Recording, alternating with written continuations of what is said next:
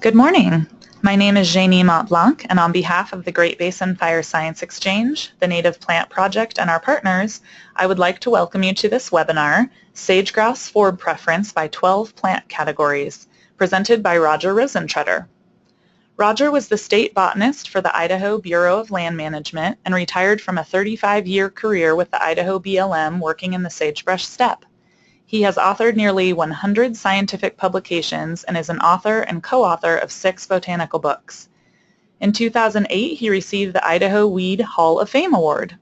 In his spare time, Roger is an avid kayaker and naturalist. Here's Dr. Rosentreter's first slide. I'm sorry this video is missing his introduction because I forgot to press the record button right away. Since I accidentally cut off the beginning of his first sentence, I'll repeat it here and then blend it into the original video. Most people think of sage-grouse forb use starting with the leks. But the females start into forbs much earlier.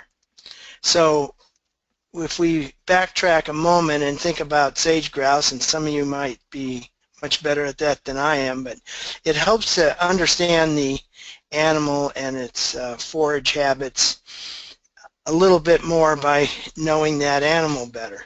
So sage-grouse are pretty unique in that their diet is dominated by sagebrush in the winter. They have both a cecal and fecal scats.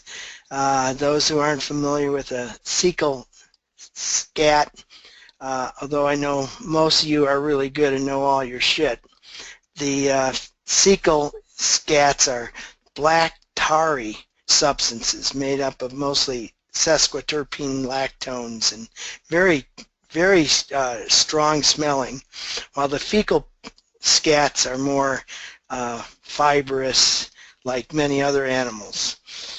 The sage-grouse also have no stony gizzard to digest hardened seeds. Chukars, some of these other birds, can eat other things like seeds in the winter, just like pheasants, many other gallinaceous birds.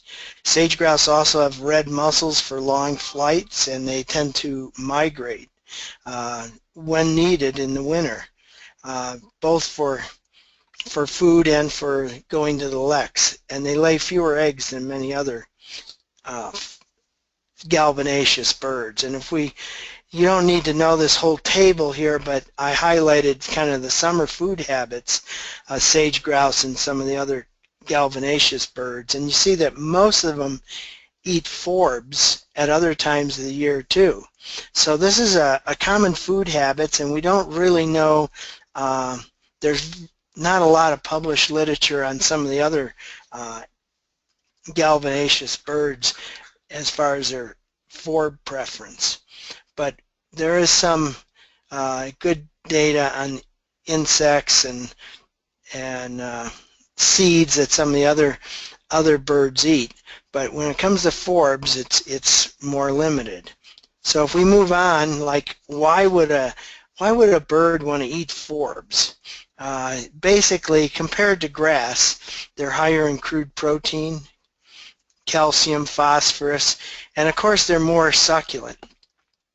And if we think about it for a minute, the animals like a cow has an advantage in that he has a 4-part ruminant stomach, so he can digest a lot of those more fibrous plant material like grasses. We'll talk a little more about this later, but for now it's just the more simple, straightforward digestive tract of the gallinaceous birds like sage-grouse. They choose the most succulent, easy to digest plant materials. So sometimes that means that rather than eating the whole plant like many of the other livestock do, like cows and sheep, they'll eat just the buds and flower parts that have less cellulose. Often you notice how when a flower dries up, it dries up to almost nothing because there's very little fibrous material in it. So to get to the nitty-gritty, the female sage-grouse start eating forbs prior to egg laying and producing eggs for protein, the more forbs they can get early in the year, even in February and March, the better their quality of their eggs. So this is kind of illustrated by some publications, and a lot of my slides I'll try to add the published literature that talks about some of these concepts. So in other words, the consumption of forbs during the pre-laying period may affect the reproduction, and the more forbs, especially some of the lilies and milky sap composites that they can get early in the year, the higher the quality of the eggs. So basically, forbs are critical for the females very early on, February, March, April. Then once the chicks come out, they need both forbs and insects to survive. Insects are critical in the first 10 days of life, and they'll continue to eat a few insects, but most of the insect consumption tapers off, and insects are consumed for about the first 45 days. Forbs are eaten from day one and slowly increase in use as the insect use decreases. Brood success, how well the young do, is highly dependent on how far they have to move around. Of course, the farther they have to move around, the greater the distance, and the more susceptible the young brood chicks are to predation. Some of the trends that we've found are that some of the forbs, you go over and look at them after they've been birds have been hovering over them, and there's very little change to them. They've eaten a few flowers and they've eaten the stamens off of them. But in this example of a buckwheat, Eriogonum, you can see the stamens are exerted, and it's very easy to glean the pollen off the stamens very easily. They do eat some of the flowers with it, but they're mostly after that high protein in the pollen. Same way with some of the other forbs, like the biscuit roots or lomatiums. Looking at the soft gizzard, this is maybe not the most beautiful wildflower photo here, but the soft gizzard kind of dissected on a grouse, you can kind of see how the crop and the contents in the crop, this is a fall, kind of late summer fall example, you can see insect legs, grasshoppers, and yet a lot of the more digestible forbs and insects are very hard to distinguish in this stage. Much of the literature people tried to identify at this stage what's in the crops, what did they really eat, and yet many of the contents are difficult to see. So here's a little closer study and an example. Close-up photos, you can see what's in the gizzards and crops, and it's pretty amazing. And one thing we found is, obviously a polite way to put it, is some wildlife biologist studies of plants are questionable. As long as 25 years ago, I've tried to find vouchers, did they save a sample of what they thought the birds were eating? Did they make it into a formal scientific specimen or herbarium specimen? They never seem to. So I tracked down some of John Crawford's publications where I didn't really think some of the plant species reported were correct, and I really could not find those vouchers. There's no retention of that material as proof. So if you're a wildlife biologist studying this stuff, it might be nice to take an example of each of the species that you find being eaten and make a voucher of it. Many other plants, especially some of the composites, where people say, well, they don't eat much of it. Like an easy example that everyone knows would be sunflowers. Sunflowers, when they're mature in the summer, are rough, coarse composites and don't offer much succulent plant material to be eaten. But here's an example where you have the young picture of sunflowers germinating. These are the normal cotyledon look, and then here's a photo that I took where it actually was grazed off, and the sage-grouse are just eating these cotyledons. And yet that's very important because, like right now, this time of year, and when the chicks are coming out, there's a fair amount of sunflower seeds germinating out in the rangelands, and the chicks and the parents will eat those cotyledons. And so it's awkward to say they eat the plant when they're just eating that cotyledons, but they are an important part of the food sources for those sage-grouse. So I want to kind of share with you some of the criteria that's been used to evaluate plants for preference rating. You know, of course, a lot of the literature, as I said, is really good, but also you have to take it with a grain of salt because some of the observations are, they just call the plant they find in the crop the most commonly attributed wildflower, when it may be and it may not be.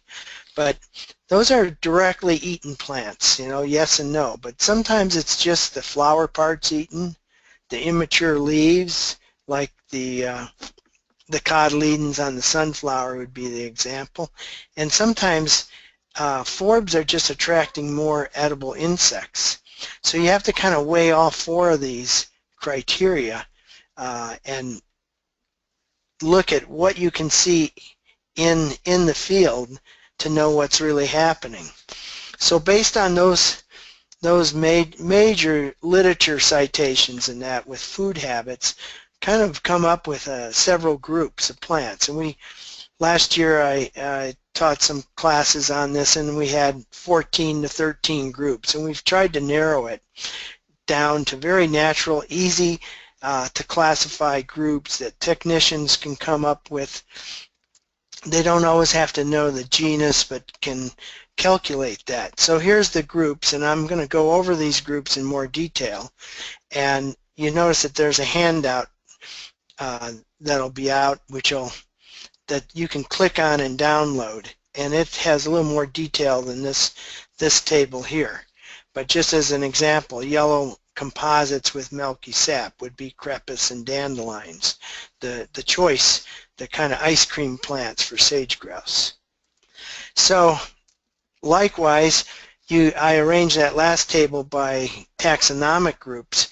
Here, if I reorder them and rank them more by relative preference, what are they going to eat? The top three are the main favored plants to eat. Yellow composites, tender legumes like alfalfa, astragalus, clovers, and then tender forbs, some of the numerous phlox family and other species that are very tender to eat. Then you get to asters, and you kind of get into this moderate group. Asters, lilies, parsleys. If they have some of these other groups, they'll prefer those, but they will eat these in the middle group. These are kind of moderately palatable. And then the last four groups are generally avoided, and we don't see much use on them at all. Those are self-explanatory there. So let's look at some of these groups in more detail.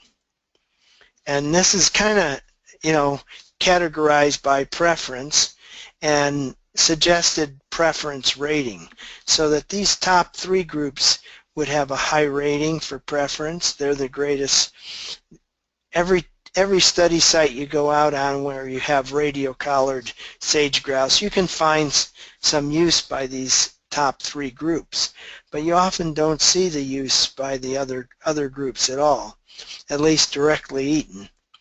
Not that they're not good for attracting insects. So all these forbs are good for attracting insects. This is the more detailed table, which is attached as a handout. You can look at the particulars there, and I just list everything by family of plant or tribe within the Compositae and genera. So this kind of table here is messy, but it should cover thousands of plants in the western U.S.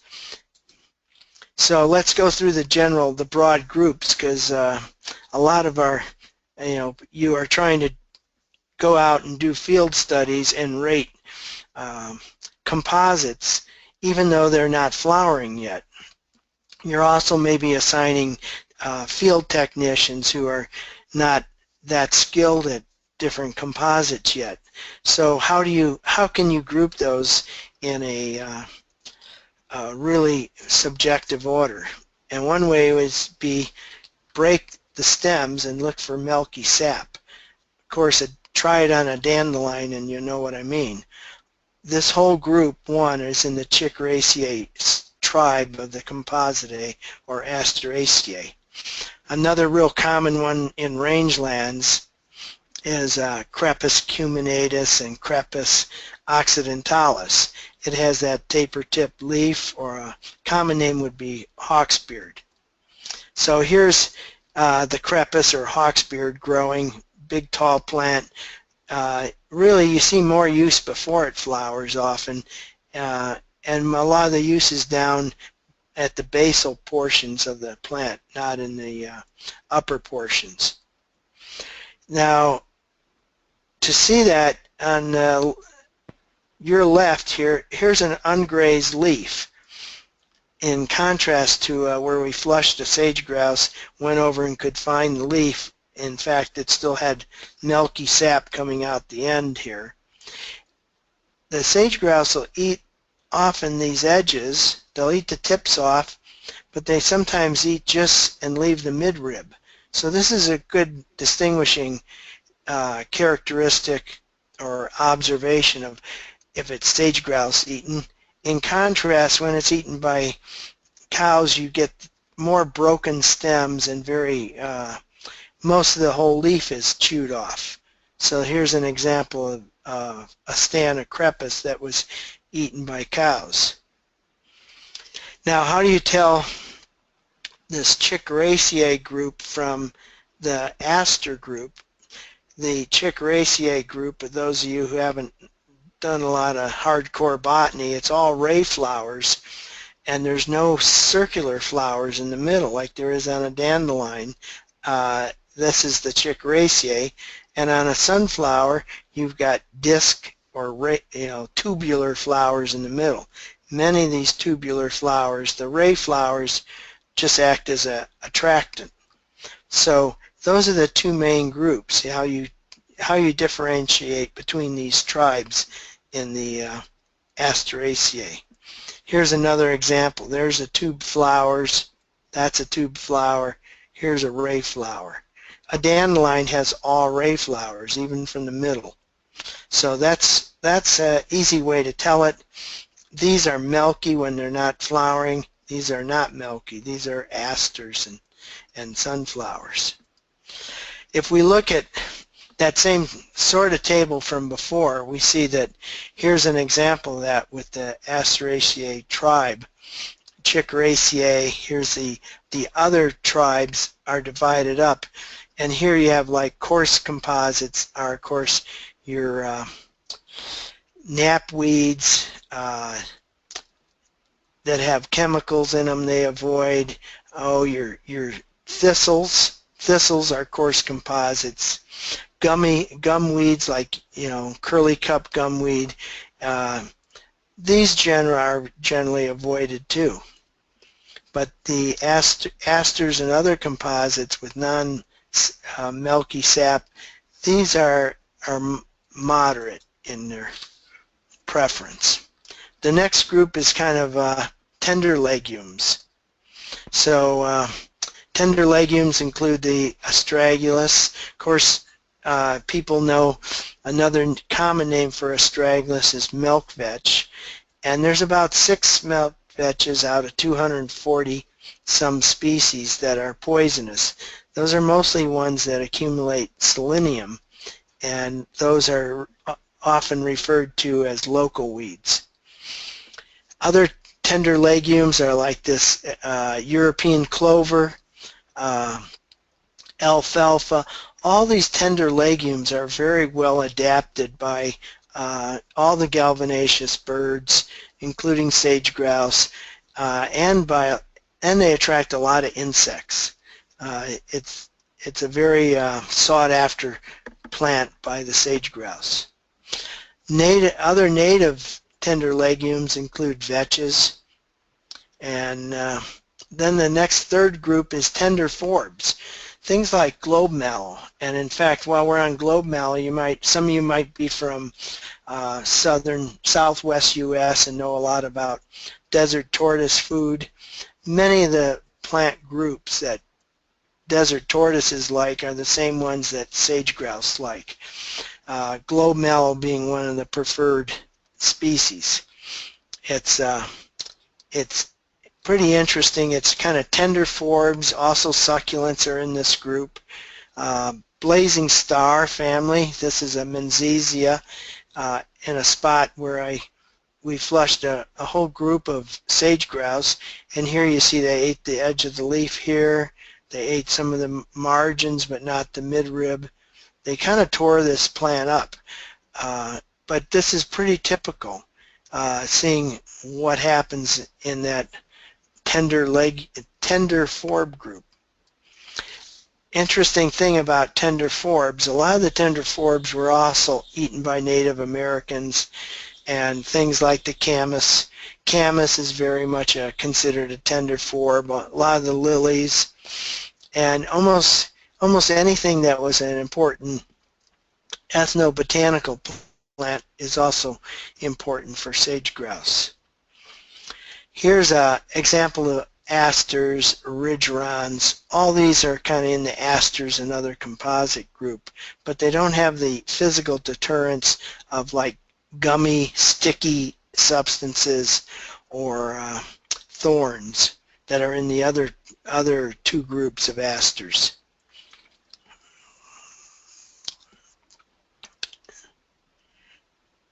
So many of these groups are also excellent for insects. Another group is lilies. I see the lilies emerge real early, like the Scalicortis or sago lily, the state flower of Utah. You often see them browsed off just at the tips, and they're browsed very early, I think in February and March, and then they're used less later in the year, but they're utilized by the sage-grouse very early because of their coming up out of the bulbs early, just like your home tulip comes out early. Many of the other lilies have the same use pattern. Desert parsley, of course, they don't tend to be eating this tall desert parsley at this stage, Lomatium dissectum, but they eat it again very early in the spring of the year when these leaves are first coming out, and they can annihilate the early growth. And they're just eager, just like the Native Americans were, for some greenery or forbs in the early spring. Here's an example of that stored root. This would be, up here is kind of soil level on this Lomatium, and here's all this stored food, and where the plant gets its terminology or name of biscuit root. So the Native Americans would dig the whole thing up and eat that. The sage-grouse just wait for the tender leaves to come up early and eat those early leaves. Another plant that they like in the early winter, late winter, early spring are Penstemons. Most Penstemons have a persistent overwintering kind of rosette, and those leaves are utilized, those overwintering succulent leaves. Once the plant keeps growing more, you see less use of it, but that early spring use is pretty critical. Buckwheats, again, we've talked about this earlier. They're mostly eaten for the flowers and the stems. The leaves aren't as are oftentimes more leathery or thick, and they're not eaten as much as the flowers. Now we come to the plants that they avoid. So this is a thistle. This is a coarse composite. It's got physical deterrents or physical features that cause them to avoid eating it. Another group would be like the borages, these coarse bristly hairs, and they avoid these again because of physical differences. Some of the other coarse forbs are things that have toxic chemicals in them, like the mustards and the buttercups that have mustard oils and alkaloids. So coarse forbs not preferred due to either chemical, like this iris. You can see irises growing in an overgrazed horse pasture, and the horses don't touch them because they're very bitter with the chemicals that are in them, or the physical deterrent like this Amsynchia. Then another group they avoid is curly cup gumweed, which they've been reported to eat this, but I think it's been in trace amounts, and I think they're eating insects off the flower, and that would be later in the year because this doesn't flower very early. It's more late summer. Then another large group of toxic legumes would be the lupins. The lupins have alkaloids in, and they're kind of avoided. They can increase with cattle grazing pressure, and they look very pretty, and they attract some insects. But even some of the insects or caterpillars that are eating these legumes concentrate the chemicals in them, so they're not, even though they're insects, they're not palatable either. Have to throw in a little bit of humor for our range people with a cow joke or two. Now comes the part when I quiz you a little bit. Is this field of blue camas a preferred forb or not? Yes, it is. So it's pretty readily eaten, and I did want to mention that a lot of these things are rated in the Appendix B of the half habitat assessment framework, but some of those I don't really agree with. Like, we need to refine that slightly. One is like blue flax. Blue flax is what you can make linen out of. It's very fibrous. It can be an emergency cord. So it's very, very much like more like cordage, string if you prefer. Just pick it up and try to pull it apart, and you can see it's not succulent. So that's rated as preferred, but I kind of think we need to slightly update or review that Appendix B a little. Now here's another one for you. What is this? Nettles that are all around the water trough. Prickly nettles or stinging nettles. Of course, because of that physical deterrent, they would not be. They're in the coarse forb group. Now here we see the Crepis and a dandelion, and these are preferred. You can see on the dandelion they've been eating the edges of.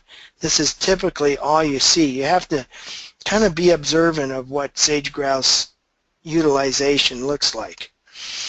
A real quick review, we got sheep like to prefer forbs more than cows do, but both will eat some of the same forbs that sage-grouse prefer, and some of this is related to the type of glucose. You know, sheep don't have as good a ruminant stomachs as cows, and so they like these things that'll digest more readily.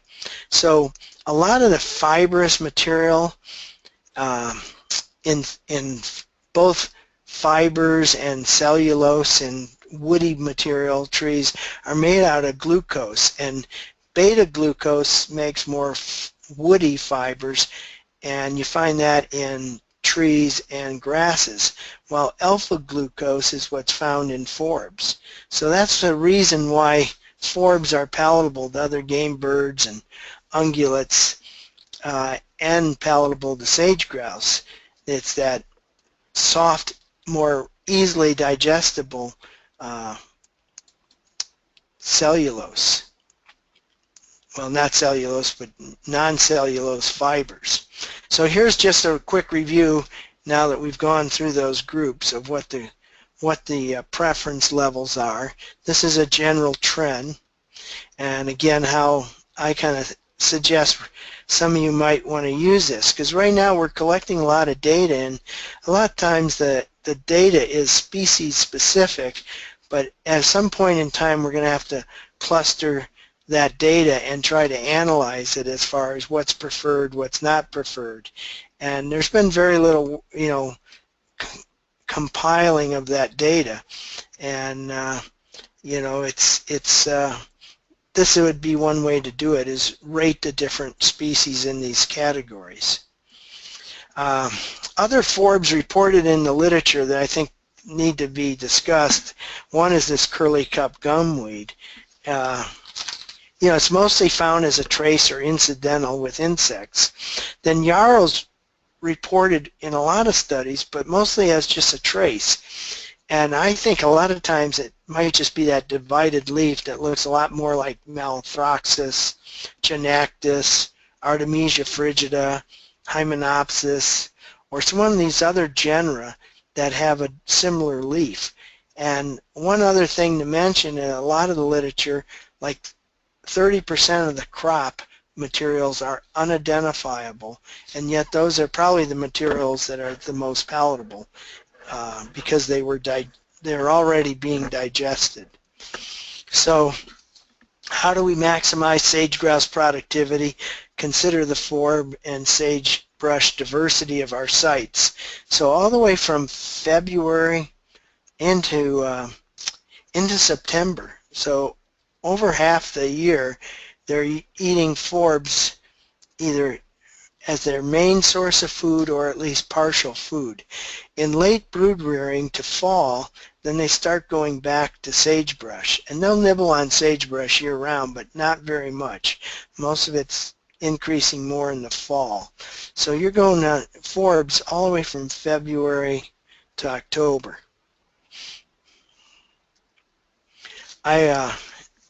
Kind of coming to an end, and I just wanted to recognize people who I shared a lot of my tables with and got a lot of good ideas from, and you can read the list here. Everyone kind of has a few mentors that you learn from, and I really recognize these and others like Ed Tisdale, who was really was a great range professor at U of I.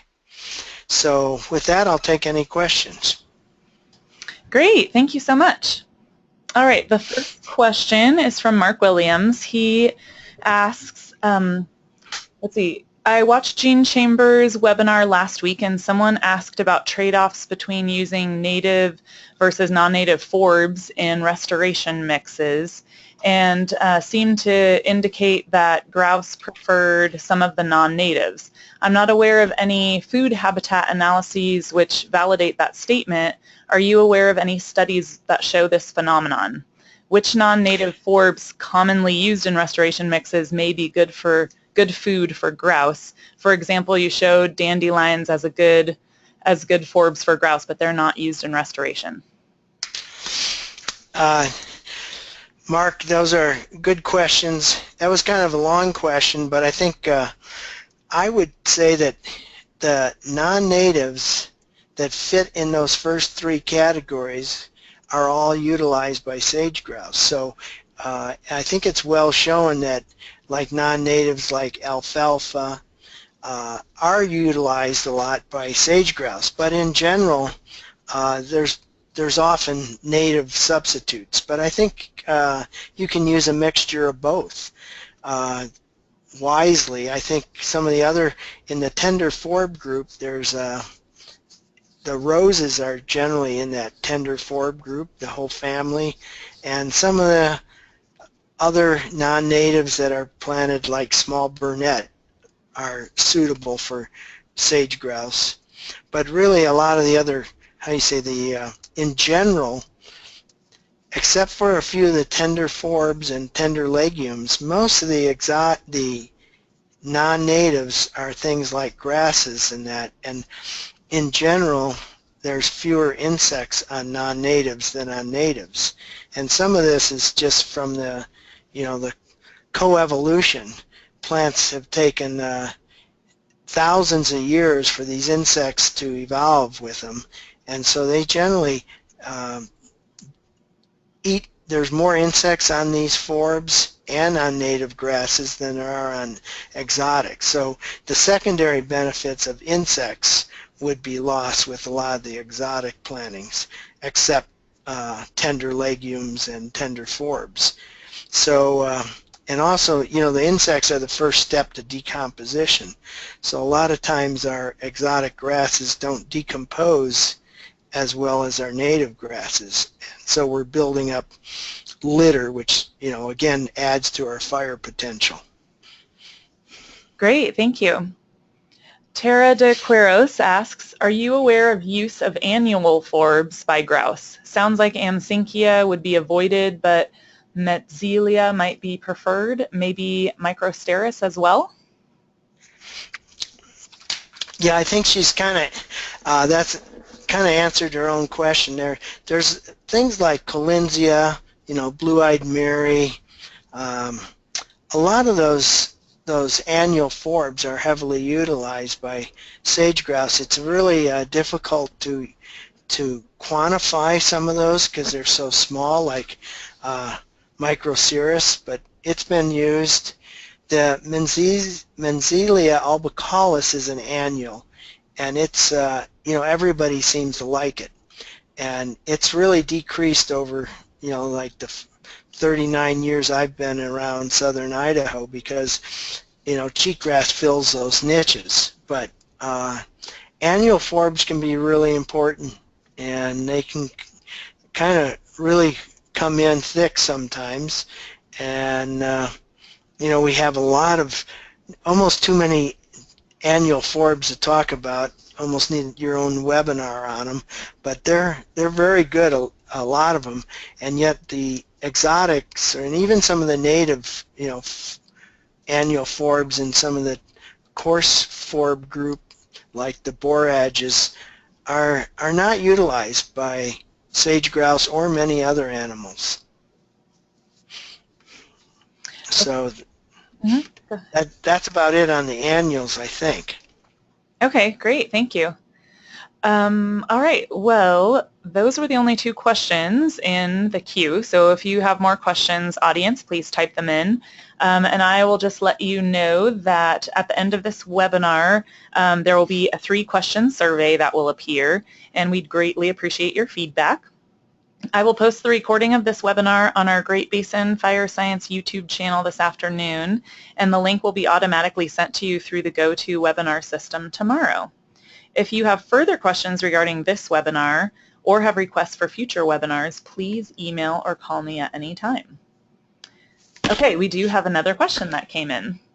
Matt Obradovich, I hope I said your name right, probably didn't, has DNA analysis been used for Forb species identification of unidentifiable material found in crops, or is it too difficult to separate based on decomposition?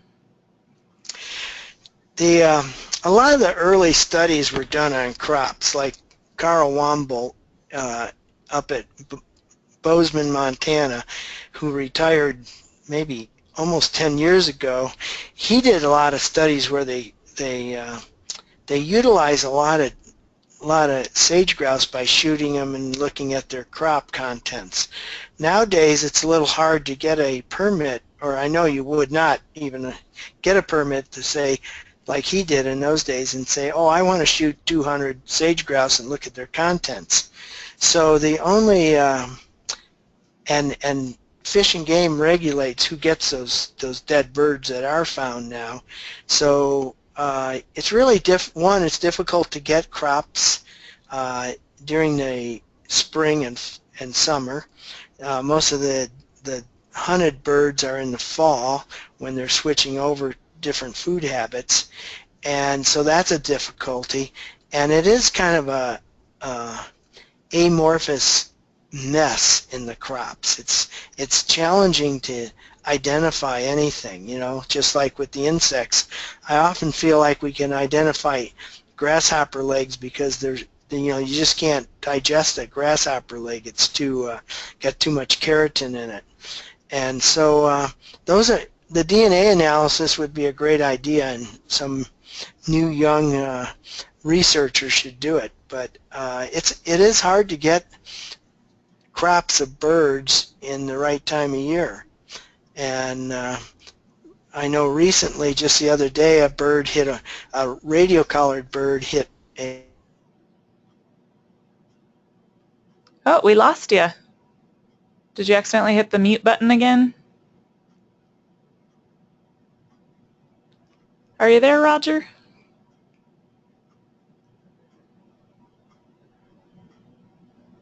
Hello? Come back.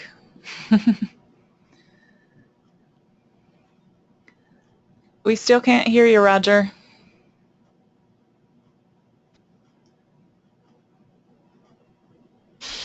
Okay, now we have you.